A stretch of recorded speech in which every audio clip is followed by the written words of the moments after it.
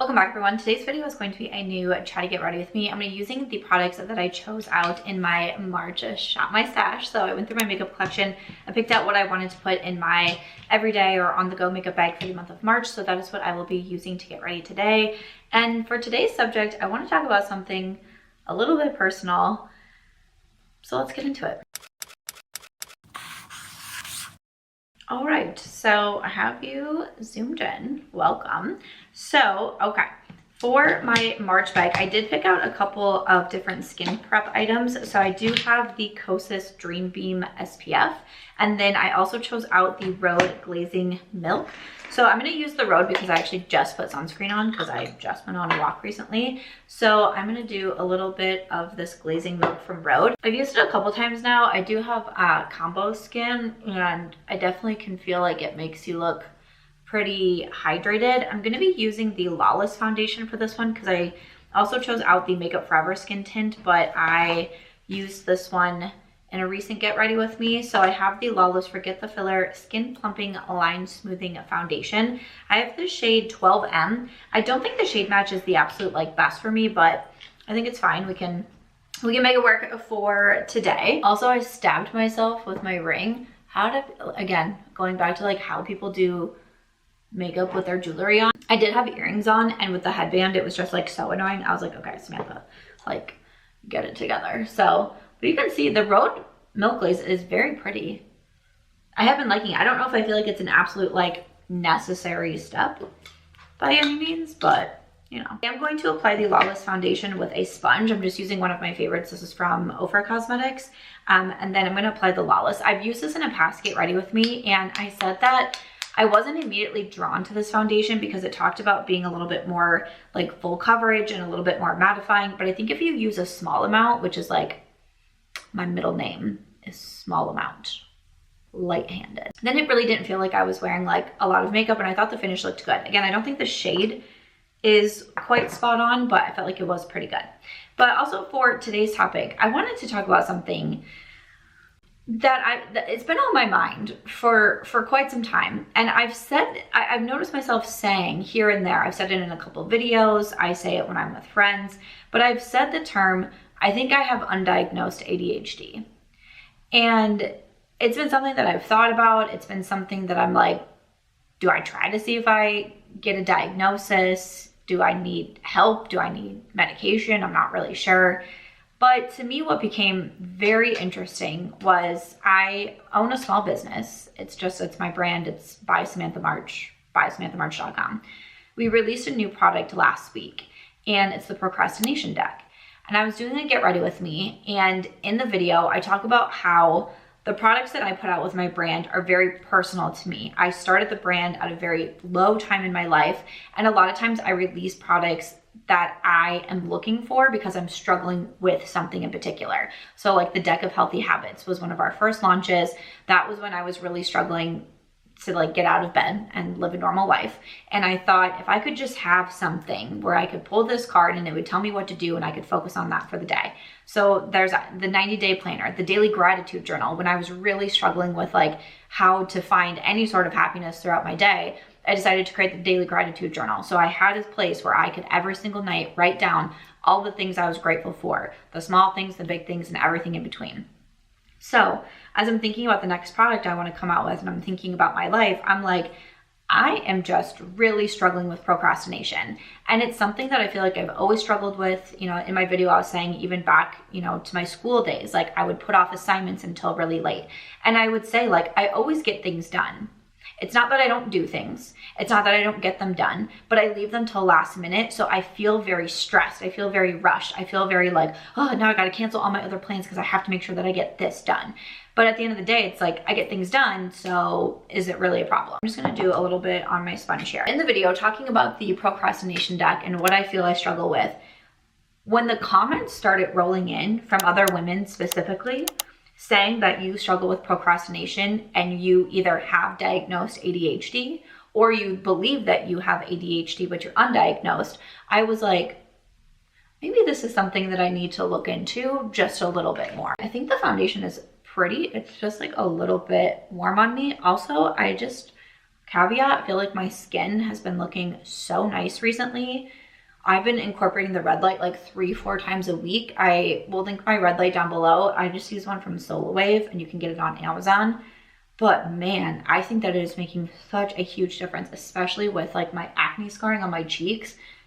I feel like one day I'm gonna wake up and just not have acne scars anymore and I'm not even gonna know what to do with myself. Like I'm gonna fall over and shock. So first of all, in case you are not familiar with ADHD is, what that stands for is attention deficit hyperactivity disorder. Now what's interesting to me is I feel like growing up, I always heard ADD and I was like, when did it switch to ADHD? But this says the word hyperactivity was added to the name of the condition in 1987. That's actually the year I was born, when the American Psychiatric Association changed the name from ADD to ADHD. In 1994, the APA's 4th edition of the DSM identified 3 types of ADHD, mostly inattentive, mostly hyperactive and impulsive, and a combined type that includes all 3 symptoms. The diagnosis of ADHD has been controversial since it was first described in the 1940s. It was originally thought to be minimal brain dysfunction. ADHD cases began to climb significantly in the 1990s. This may be due to doctors being able to diagnose ADHD more efficiently, more parents being aware of ADHD and reporting their children's symptoms, and more children actually developing ADHD. So I'm reading from Healthline. It says this is a common neurodevelopmental disorder most frequently diagnosed in children. According to the CDC, ADHD is most often identified in elementary school years. However, adults can demonstrate symptoms and be diagnosed as well. Boys are more than twice as likely to be diagnosed with ADHD than girls, but females are not necessarily less susceptible. Females with ADHD are likely underdiagnosed for a variety of reasons, including some differences in symptoms and an unequal focus on males in research. Definitely gonna go back to that one, but I'm gonna use my Makeup by Mario concealer. And this one, I feel like you only need to use a little bit of product and it really goes a long way. I haven't pulled out my Makeup by Mario in a minute, so I'm excited to use this. And I feel like it's a little lighter shade. This one is 180 to kind of offset the warmth from the foundation. I'm just gonna keep reading this a little bit because I find it quite interesting, but ADHD was originally called hyperkinetic reaction of childhood. It wasn't until the 1960s that the APA formally recognized it as a mental disorder. And in the 1980s, the diagnosis became known as attention deficit disorder with or without hyperactivity. So that's a little bit about ADHD and what it is. And like I said in there, this is something that has been most commonly referred to with boys, especially like they said in school age. Girls seem to be quite less likely to be diagnosed, but more and more these days, I am finding adult women in their 20s and in their 30s being now diagnosed with ADHD or talking more freely and saying like what I am saying. I think I might have undiagnosed ADHD. And again, going back to this video with the procrastination deck and how many comments I was getting that was so similar from other women, it really, I mean, I'm gonna be honest with you guys, it made me feel so seen. It made me really feel not so frustrated with myself. And I think that's one of the most beautiful things about social media and one of the most beautiful things about putting yourself out there online and sharing your stories is because this is something that I've grappled with by myself for a long time.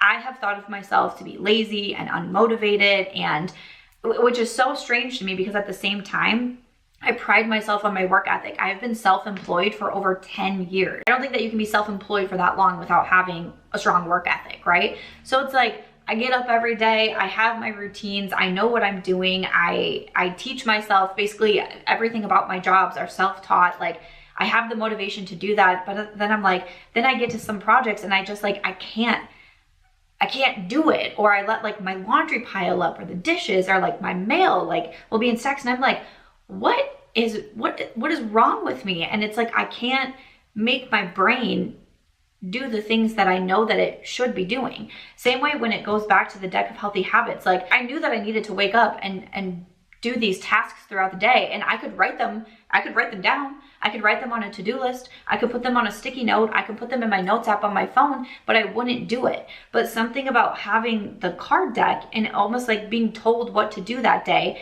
it was something that I started to look forward to every day. And that was something that really helped to get me out of my depression, because this was a time in life where I couldn't get out of bed. I didn't shower for 9 days in a row. Like, that was a really dark time in my life. But I started to find every day I would look forward to wake up because I could draw a card and I could just focus on that one thing. And it helped my brain so much. And I think that same way with the procrastination deck. Yes, I can put on my to-do list to organize my mail, to put my laundry away, to hang up my clothes. Yeah, and I do. I'll put it on my to-do list. Clean kitchen, clean bathroom. And then I won't do it. I'll put other projects on top of it. But then for some reason, having this card deck, and if I pick something, like for me with the card deck, I typically do something once a week. Depending on what the card is, if it's something like pretty small that I can get done, I'll pick 2 or maybe 3 cards. But that is like, it's like I need something, my brain needs something to be able to focus on it that way. And sometimes I feel like it sounds really silly saying that, but everyone works so different. Even when I talk about, like for example, like we have the 90-day planners available on the website. Planners are like, everyone works better with different planners. Some people want digital. Some people want a journal. Some people want more blank pages. Some people want more prompts. Like some people want really customizable things. Some people want other, items in there, like places to make your grocery list and just different things like that. And it's all just so different, right? And I think at the end of the day, what matters is that you find the things that do really work well for you. I mean, just this morning, I was talking to a friend who bought like this finance journal to help with savings. And as she was talking about it, I was like, oh, that's so funny, because I actually did that a few years ago, but I read about it in a book and I just made a Google like Excel sheet. And I like numbered all the different things and the different dollar amounts and the amount of my savings. And every week I would go look at or every day, like I would go look at the Google Doc and I would mark things off and that sort of thing. And that worked for my brain. But for her, she wants something physical that she can tangibly like open up every single day. That works for her brain. And I think one thing that's really cool about our world now is that we've been able to understand that it's not a one size fits all. With anything, with the makeup we're wearing. We now have so many different options when it comes to makeup and fit. Like, even again, I'm 37 years old, and I'm sure this was different for my mom and my grandma and so on, but you used to walk into a makeup store and there was 4 shades of foundation and they were all like a matte liquid foundation, and those were your choices. That's what you got. You had your 2 eyeshadows that you could pick from, and you had your 3 lipsticks that you could pick from. And now it's like we're starting to realize with so many things, it's not one size fits all, and it's going to be different for everybody. And I was talking with someone, even about like skincare, and she was like, back in the day, like we were all using the same astringent on our faces, even though we didn't need something that powerful. And now we start to understand, hey, people have different skin types and different skin needs. Even for me, like I've been on this hair journey and I've been trying to figure out the best products for my hair. Well, I just learned the other day that you have different types of hair porosity. So I did this little hair porosity test to see what hair type that I have. And then now I know what types of products probably work best with my particular hair type. So we don't live in a one size fits all world anymore. And I think it's so great that we have all of these different options for what works best for us, right? But again, going back to, sharing parts of me like this online, one thing that it really helps me with is, again, I'm sitting here alone and thinking all these like negative thoughts about myself. And then I start reading the comments and feeling like, oh, wow, people really understand me and people really struggle with the same things that I do. And what are the best ways that we can kind of overcome that? But also, what are the best ways that we can know like we're not failing? I think that's one of my biggest things. Like, I think failure is one of like, not to get emotional, but I think failure is one of my biggest fears. And I think that's something that like holds me back on so many things, because I'm like, oh, but what if I try, but I don't get it right and I fail?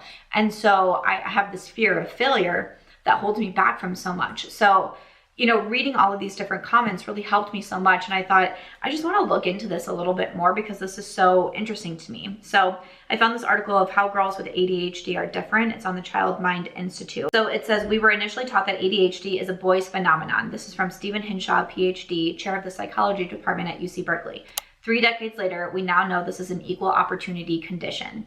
Equal opportunity maybe, but equally recognized and treated, it is not, says the writer. According to the CDC, boys are far more likely to receive a diagnosis of ADHD, not necessarily because girls are less prone to the disorder, but because in girls, ADHD presents differently.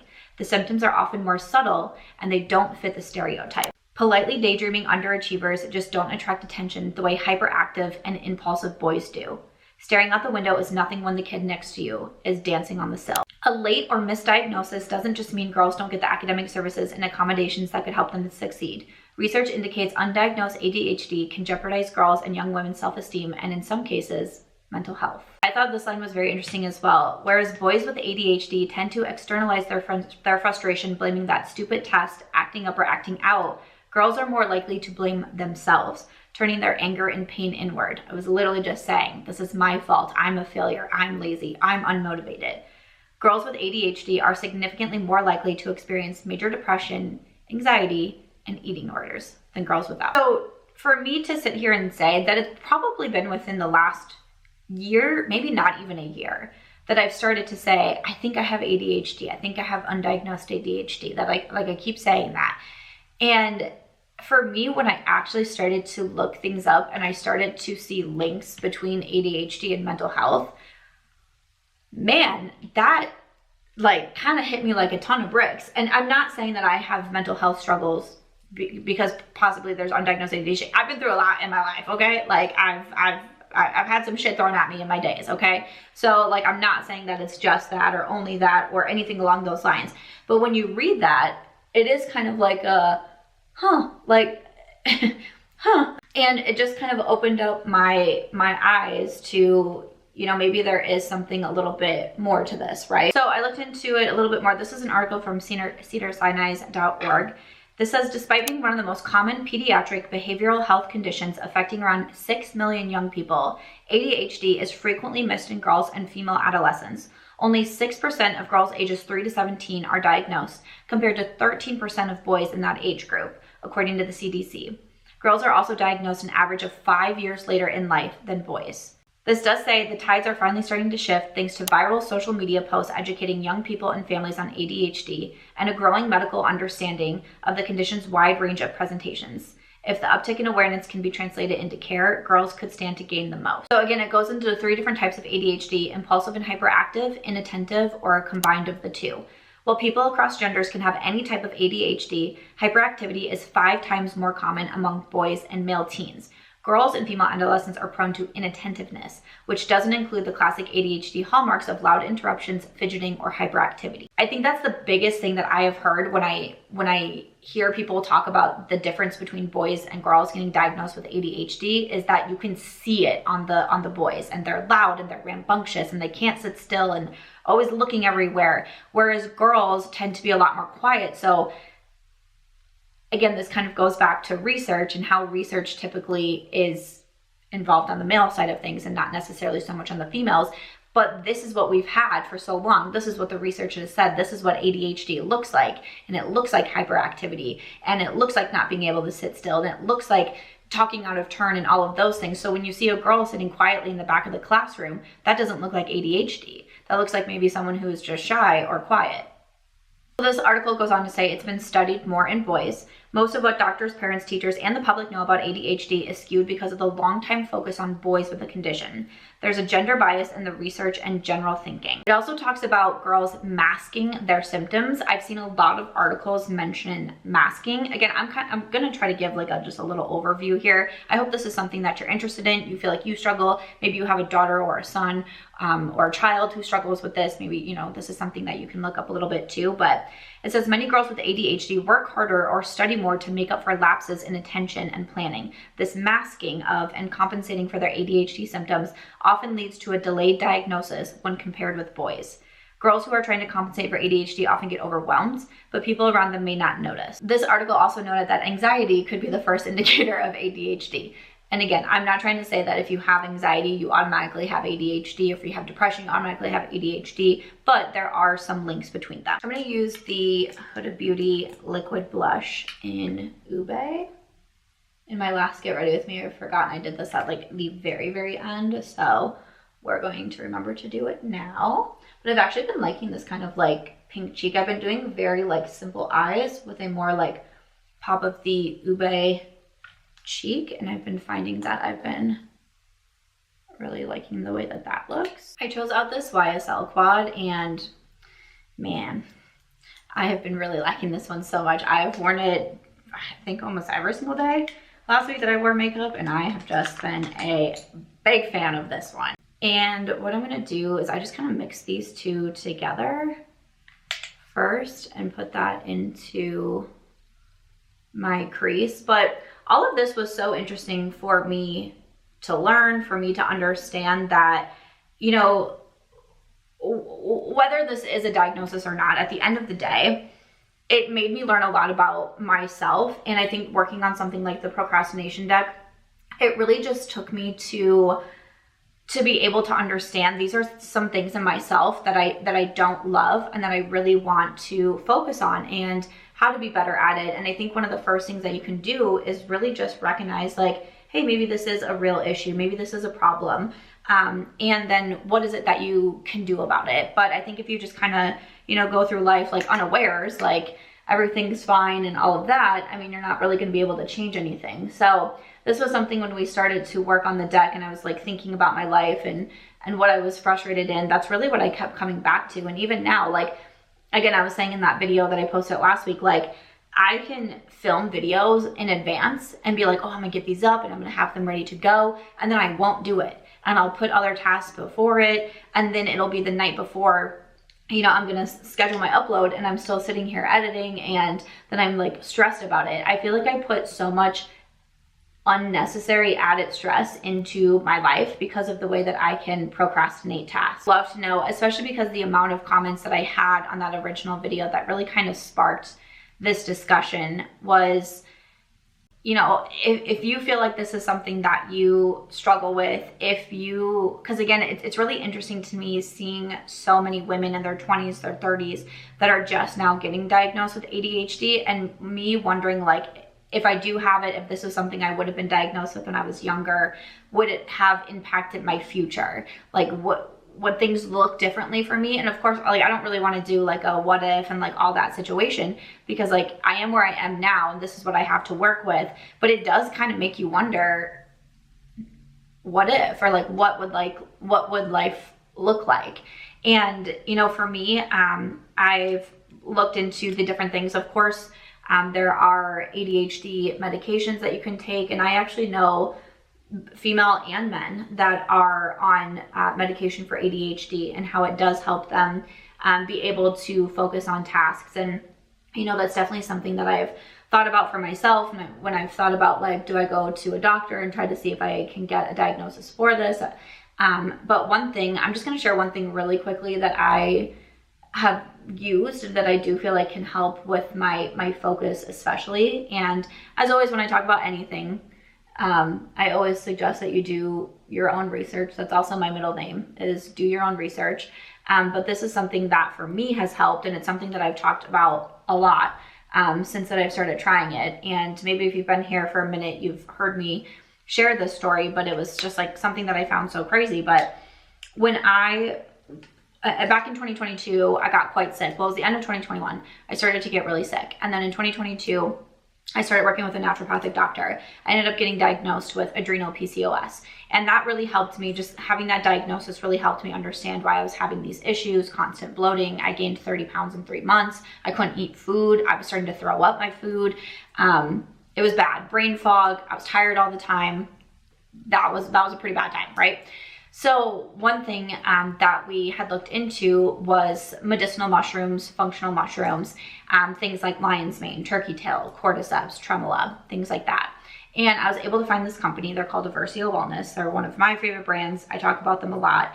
but I really was able to learn a lot from their website, not only about mushrooms and the benefits of them, the research behind them, the science behind them, and all of the things, but I was also able to learn about, like, because now I feel like mushrooms has become very trendy over the last couple of years. I always hear people talking about like mushroom coffee and, you know, different mushroom supplements, but I was able to really learn how companies actually get these mushrooms so you're getting the most benefits of them. So you're not just like putting random stuff into your body that doesn't have any benefits to them, right? So I'm a big fan of Versio Wellness. I've purchased a lot of their products over the years for myself, for my friends, for my dog. My dog was on turkey tail for a long time when she was battling cancer. And I have gone on now to be an affiliate with them. But again, I still buy them. Like, I literally buy them as gifts for my friends. But one of the first mushrooms that I started trying from them, so this one is, now I can't remember if it's the 3 or 4, but there's one that's a 3 blend, one that's a 4 blend, but it is a powder. And I started to put it into my bone broth in the morning or my teas. Now I oftentimes put it like in my hot chocolate.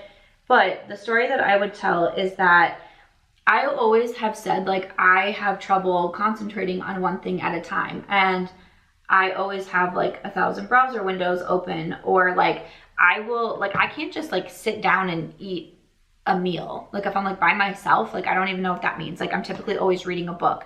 If I'm doing my skincare, I'm reading a book. If I'm blow drying my hair, I'm reading a book.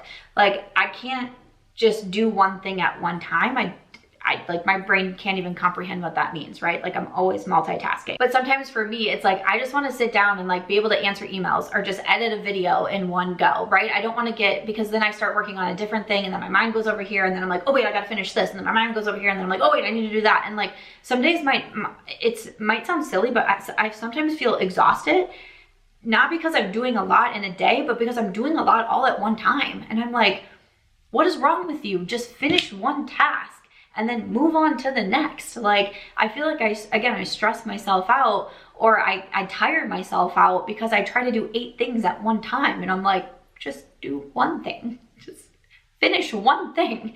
And it's just so hard for me to be able to do. I feel kind of like embarrassed saying this stuff because I'm like, I don't know, to me it feels like embarrassing that I'm like, I can't just do one thing. Like, what's wrong with you? But I started to do this lion's mane, right? I put it in my bone broth, my tea, what have you. And I tell the story of how I was taking it for about 2 weeks. Every single morning I would have it. And one day I came into my office and I sat down and I just hammered out like 50 emails. Like, I just responded to all of these emails in my inbox that I always let pile up and pile up and pile up. And I just, boom, I got them all out there. And I can so vividly remember sitting back in my seat and almost like being breathless. Like, I was like, what just happened? Like, I didn't open another browser window. I wasn't reading a book at the same time. I just sat down and did one task and I was like, well, that was weird. What was that about? And it's so interesting to me because I started taking mushrooms on a regular basis in 2022. And these are supplements in my routine. So again, as always, with anything that you are going to take, supplements, vitamins, medications, whatever, please do your own research on them. And I highly recommend that you do because I find it very interesting. For me, like, if I, run low or like run out of something and I don't have it right away, then I like have like a week off from it. Or if I'm like traveling, I don't take my powders with me. So Versio Wellness has blends with powders, and then they also have individual capsules as well. I literally own everything from the brand. I literally own everything from the brand because I love them so much. But there are certain times, like, again, like if I'm traveling and things like that, that I don't bring like the powders and stuff with me.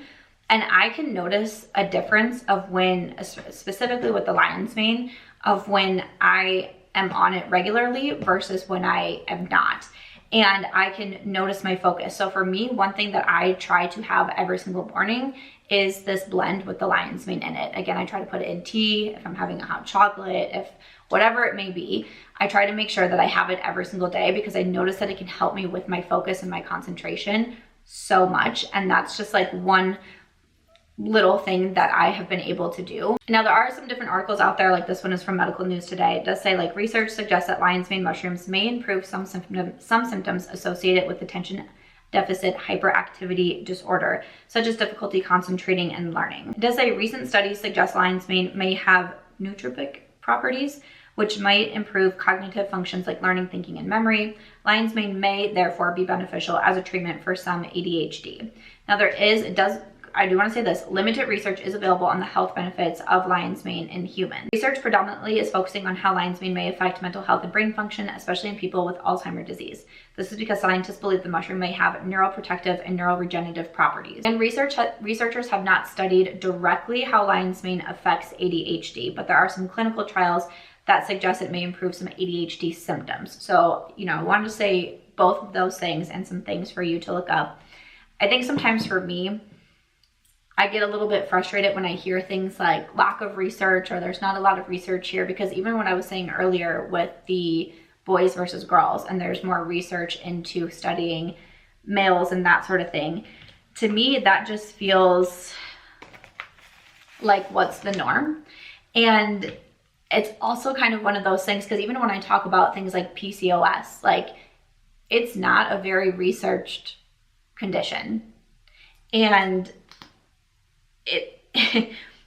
it's quite frustrating sometimes, and I just get like a little tired having to talk about how like women's health is so much more under researched than male health. It's hysterical to me. I've heard the news and read the articles and seen the studies about like wanting to come out with a male birth control, but because there was all this research and done on it and all these studies done on the males and how they have all of these symptoms that are quite similar to the symptoms that females have, it's never actually gone through. But there has been a reported lack of research on the flip side of that, yet it's still something that it's okay to be pushed through to us and for females to have to go on things like birth control. So, it's like sometimes it's like how many more years and decades do we have to keep saying, well, there isn't much research on that. There's limited research on that. There's limited research on women's health. There's limited research on women's mental health. It just feels like we're not going anywhere. And then sometimes when you tie that in with something like lion's mane and mushrooms and a natural supplement, that doesn't really benefit something like Big Pharma. So why would there be a push for a bunch of research on it? Why would there be funding and backing? And, sometimes when you pay attention and you look a little bit closer to some things that have been researched or are approved, sometimes if you look into who it is that it's essentially funded by, that's a whole other ballgame. But those are just some things that I want to point out too, because I know, people will say like, oh, there isn't research here, there isn't research there. And it's not that I'm disagreeing. I'm not disagreeing. That's why I try to give you all the information that is out there and say like, you do what you want with that information and you go look more into it and all of those things and you decide what's best for you and all of that. But it does just get really tiring sometimes of hearing like lack of research, especially when it's around women and our bodies and our health. That's all I'm going to say there, but I'm using the L'Oreal Paradise, the brown mascara for this one. This is my first time using this mascara. It's very pretty. I've been getting more and more into brown mascara. I didn't think I was going to be a big brown mascara fan, but I am getting into it. I really like the one from Physicians Formula as well. At the end of the day, that's really just what I wanted to say. I wanted to share some of the things that I found and some of the things that really resonated with me and made me think like, okay, maybe I'm not just like struggling with these issues, right? And maybe there is a deeper meaning to it, and maybe it just kind of helps me think like, again, going back to even something like the procrastination deck, finding things that work for you, I think is such a key thing. And it's okay if it doesn't work for everybody. It's like, you might look at me and think like, that's stupid that you need to pick a card every day so you can have a healthy habit. I get it. Like, sometimes saying it out loud makes me feel like, I think back to those days in 2020 and I am embarrassed. I think that time was really hard for me because I would present myself online as someone who was like, let's get stuff done and like, let's do these goals. When in reality, I was struggling with depression and mental health so badly, I couldn't get up Like I couldn't take care of myself. I couldn't take care of my dog. I can remember laying on the bathroom floor and my dog just like licking my face, like, get up, you can get up. Like, so I think if you can find something, whether it's literally even just someone to talk to or a book to help you put things into perspective, or it's tools, like this is why my brand is so personal. It's why it has my name on it. It's why I don't come out with a lot of products, is because I consider the products that I have available for my brand to be tools to help us live our best lives. Like that's what I always say. Like these are tools to help you live inspired and to stay motivated. That's why I have them. That's why I have the gratitude journal, so I can have a tool that helps me practice gratitude every night, because otherwise these thoughts will sneak into my brain and make me believe that I'm a terrible person and that this is a terrible world, like, right? Like, and sometimes I can't get those thoughts out. But if I can have something that I can write in every night, that I can say what I'm grateful for, and I can sit there and I have to sit with my thoughts and think, okay, overall, I think this is a really terrible day, but let me break it down. I took a walk outside. I laughed with my friends. I made myself a healthy dinner, you know, whatever it may be. These are the tools that help me. I know my friend Ashley has the gratitude deck. I just think that she's so cute, because whenever any one of us, there's 4 of us in our little family that we call ourselves, but when any of us is going through a hard time, she will go and grab the gratitude deck. She will make everyone grab a card.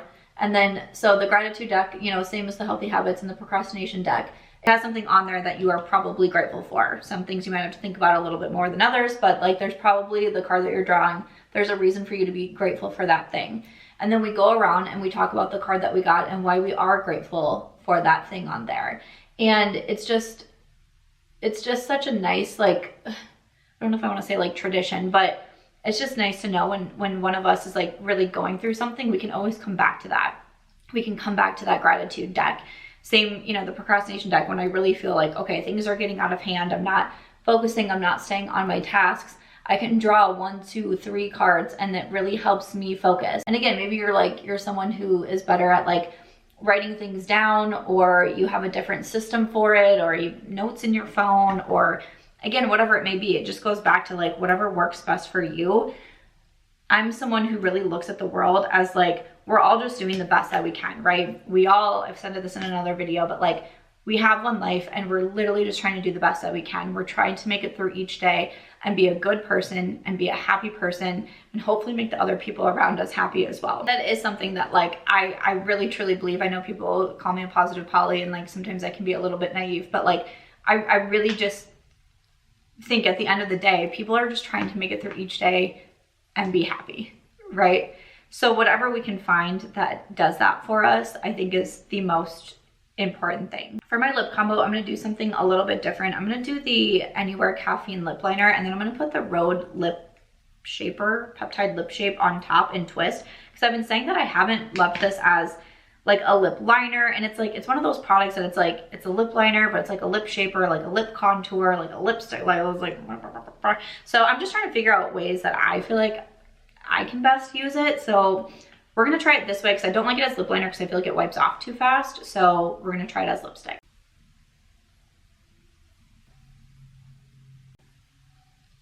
And Anywhere Caffeine.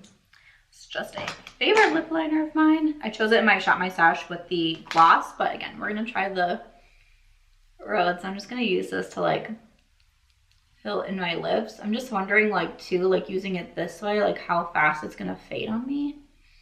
I just feel like it wipes away so quickly. I know some people are saying it's good for like the messy, like undone, no makeup type of look, but like I want my lip to stay.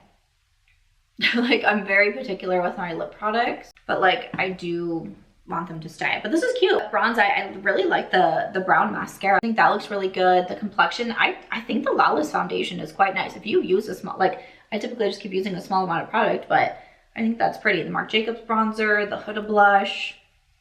I'm a fan of this look. So thank you so much for getting ready with me and listen to me talk about something that's a little bit more personal. You know, when you talk about personal struggles and sometimes the thoughts in your mind, it's a little bit hard to open yourself up like that to the internet, but I appreciate being able to have this platform to talk about some of these things, especially getting as many comments as I did on the last video. Again, like I said, it really made me feel very seen and very supported. And at the end of the day, that's something that I appreciate so much with this community. So thank you so much for watching. I will link all of the products down below, and I'll see you in the next one.